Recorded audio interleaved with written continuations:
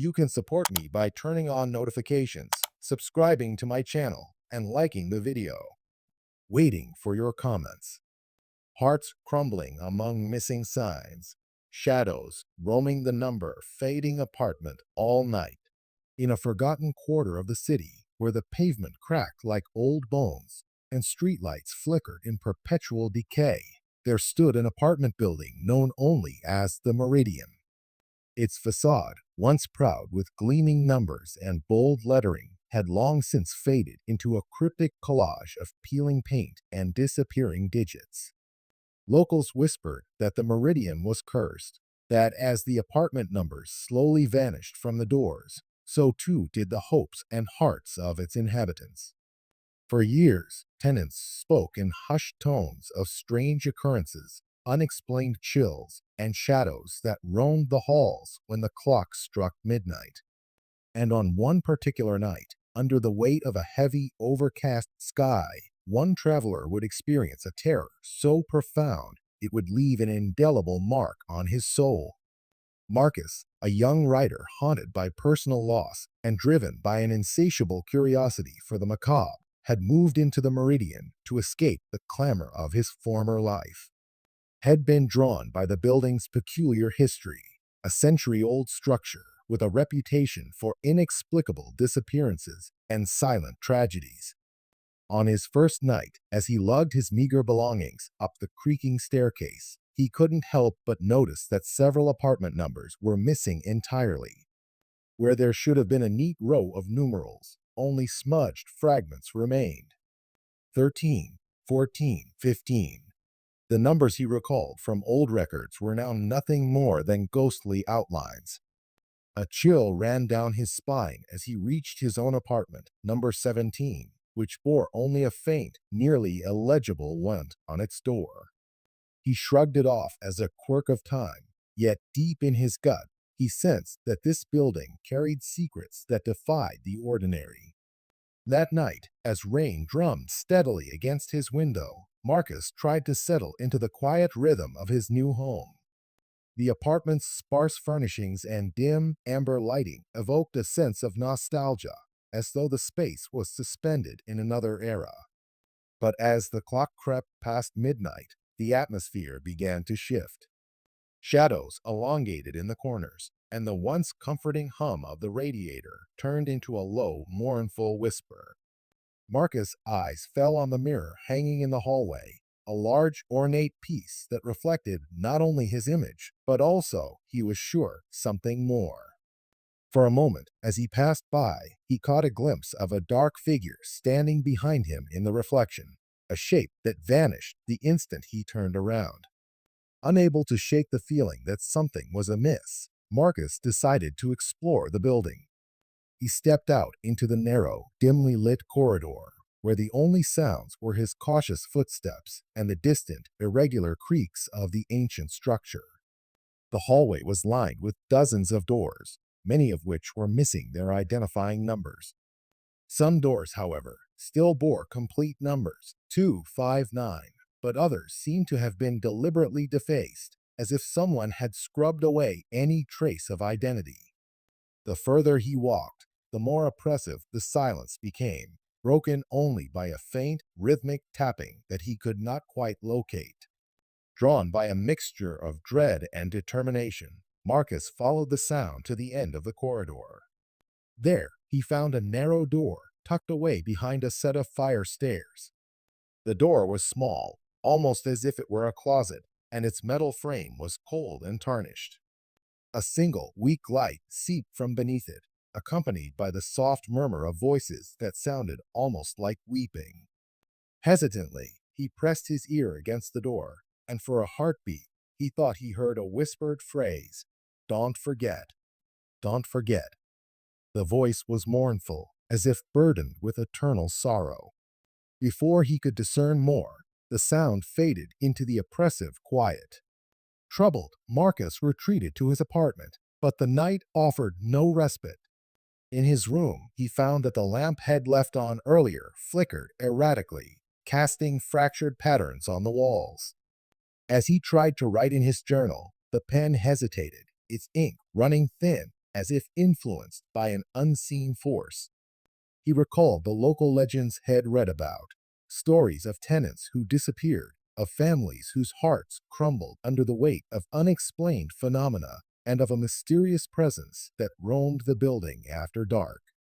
The phrase missing signs kept echoing in his mind, an ominous reminder that the Meridian was more than just an aging building. It was a living, breathing testament to forgotten tragedies. Hours later, when the city outside slumbered under a veil of heavy mist, Marcus awoke from a fitful sleep with a start. His heart pounded as he sat up in bed, and he realized that the tapping sound from the corridor had grown louder. Drawn by an irresistible need to understand, he crept to his door and stepped into the hallway once more. The corridor, bathed in the ghostly glow of a malfunctioning light, appeared transformed. The walls seemed to whisper secrets of the past, and each door seemed to breathe with an ancient memory. As he passed the door to the fire stairs, the rhythmic tapping returned, now unmistakably coming from the space above him. Marcus ascended the narrow staircase to the top floor, a dim corridor where all the apartment numbers had vanished, replaced by smudged paint and scratches that resembled desperate symbols. At the far end of the hall stood a large window overlooking the courtyard, its glass fogged and stained by years of neglect. There, in the dim light of a crescent moon, he noticed something extraordinary, a faint outline of a figure hovering just outside the window, its form indistinct and shifting like smoke. The figure raised a hand slowly, as if beckoning him closer, and then it was gone, leaving behind a lingering chill that seeped into his bones. Fear and fascination warred within him. Was it possible that the building, with its missing numbers and crumbling identity, harbored an unseen resident, a ghost, or something even more malevolent? The very idea sent his heart racing. He recalled a story his neighbor had once mentioned, a tale of an old tenant who claimed that the apartment's numbers were not lost by accident, but erased as part of a curse. According to the legend, a sorrowful spirit had made a pact with the building's original owner, promising to claim the hearts of those who dared to dwell in the space, to slowly drain their will to live until they faded into obscurity. Every night, as the shadows lengthened and the mist curled around the building's base, the spirit would roam the halls, its silent footsteps and faint whispering a reminder of that ancient vow. Determined to confront the mystery, Marcus returned to his apartment and gathered every scrap of local lore he could find. He pored over old newspapers tucked away in a dusty corner of the building's common room, and he interviewed an elderly resident who had lived in the Meridian for over 50 years. The old man, his voice trembling, recalled a time when the building was vibrant and full of life. But then, one fateful night, several tenants vanished without a trace. The only clue left behind was that the apartment numbers began to fade, one by one, as if erased by an unseen hand. It was as if the building itself was devouring the souls of its people, the old man whispered, eyes glistening with both sorrow and fear. And in the silence of the night, you could hear the heartbeats of those who were taken, a soft, steady rhythm that soon would cease. Armed with these revelations, Marcus felt a desperate need to understand what force lay behind the vanishing signs and the spectral visitor. That very night, he set up a small recording device in his room, aiming it at the mirror that hung above his desk, hoping it might capture the elusive presence. As midnight approached and the building's oppressive silence deepened, the air in his room grew inexplicably cold. The faint tapping resumed, this time synchronized with his own heartbeat. Then, as if in answer to his unspoken plea, a soft, indistinct voice began to murmur from the mirror, its tone heavy with despair and longing. Remember us. Do not let us be forgotten. The voice was gentle yet mournful, carrying a weight of centuries-old sorrow. Marcus' breath caught in his throat as he strained to see the reflection behind him.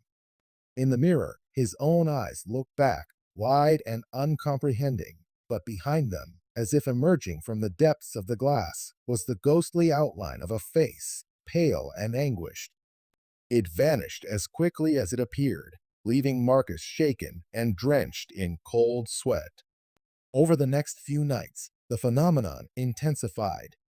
Shadows moved along the corridors even when no one was there, and the missing numbers on the apartment doors seemed to rearrange themselves, forming cryptic patterns that defied logical explanation. Some days, Marcus found himself inexplicably drawn to the building's lobby, where he discovered faded murals depicting figures with hollow eyes and hands that reached out as if pleading for salvation. The building's entire atmosphere grew heavier with each passing hour, as if it were burdened by the cumulative grief of its lost souls. Marcus' own dreams were invaded by recurring visions of a dark figure standing at the end of the hall, its face obscured, but its eyes burning with sorrowful intensity. In these dreams, the figure would reach out, its whisper echoing, "Your heart shall crumble with ours." He awoke each morning with a lingering dread and an inexplicable sense that something within the meridian was slowly eroding his own resolve. Yet, despite the mounting terror, Marcus felt compelled to document everything. He recorded every creak, every whisper, every shifting shadow. His recordings, though sometimes marred by static and distortion, captured eerie moments, a distant, rhythmic thumping that might have been a heart, a faint cry that sent shivers through the empty hall.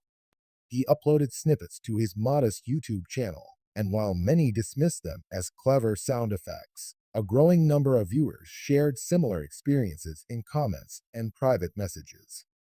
They spoke of apartment buildings where signs faded overnight, of neighbors who'd mysteriously disappeared, and of a pervasive darkness that crept into their hearts. The phenomenon was not isolated, it seemed, but a recurring curse haunting urban relics around the world. One stormy night, as Marcus sat in his dimly lit room, the building groaned with a sound that resonated deep in his bones. The power flickered, plunging the corridor into intermittent darkness. That night, the whispering from the mirror grew louder, more insistent, and the missing numbers on the doors coalesced into a pattern that resembled a date, perhaps the anniversary of the first disappearance decades ago. With trembling hands, Marcus gathered his courage and followed the pattern down the hall, past doors that bore no numbers, until he reached a stairwell that led to the building's sub-basement. The air here was stale and cold, and the only light came from a single, swinging bulb that cast jittery shadows across walls covered in old, peeling wallpaper. In the corner of the narrow room, amidst boxes and forgotten furniture, he discovered an old ledger. Its pages were yellowed and brittle, filled with handwritten notes and names. One name recurred with tragic regularity, names of tenants who had vanished, each accompanied by a date that coincided with the mysterious pattern had seen. Marcus' heart pounded as he realized that the meridian had been marking its victims, a record of sorrow hidden in plain sight. With the ledger in hand, he retraced his steps back to his apartment, the echo of his own footsteps mingling with a growing cacophony of whispers. In the reflective surface of a broken mirror in the hallway, he saw them, faint, ghostly figures of past tenants, their faces etched with pain and resignation. They seemed to drift by, one after another, as if wandering in search of the lost numbers that once identified them. Their silent presence weighed on him like a thousand unspoken goodbyes. In that moment, Marcus understood that the building itself was a mausoleum for forgotten lives, its fading signs a symbol of the impermanence of memory. The curse was not one of physical disappearance alone, but of identity, a slow, creeping erosion of who these people were, until they were nothing but shadows and echoes. Determined to break the cycle, Marcus resolved to share his findings with the world. He compiled his recordings, ledger entries, and personal reflections into a narrative that questioned the very nature of urban decay and forgotten souls. He posited that perhaps these disappearances were not random, but the tragic result of a curse that thrived on neglect and the erosion of community. As he uploaded his video, his voice trembled with both fear and a fierce desire for truth. His message was clear. Behind every missing sign and fading number lies a story, a heartbeat silenced too soon, a life erased by forces beyond our comprehension. Now, when the nights grow long and the corridors of the meridian groan with the weight of history, one might still catch the faint sound of a whisper, a plea for remembrance, for recognition. And if you ever find yourself in a building where the signs on the doors are disappearing, where shadows seem to follow your every step, remember Marcus' journey. It is a reminder that our lives, no matter how ordinary, can be intertwined with forces that defy explanation. The unending trail of missing names and crumbling hearts is not just a local curse, but a universal echo of those who have been forgotten by time. For in every abandoned apartment, every faded number, there lies a silent testament to a life once lived, and a warning: cherish your identity, for the shadows wait patiently to claim it all. And so, as you listen to this tale, let it remind you that the world is full of mysteries hidden in the mundane. The next time you pass an old building or notice a sign slowly fading in the twilight, pause and listen. For somewhere between the echo of your footsteps and the whisper of the wind, you may just hear the silent screams of forgotten souls calling out from the darkness, desperate to be remembered before their hearts crumble entirely into oblivion.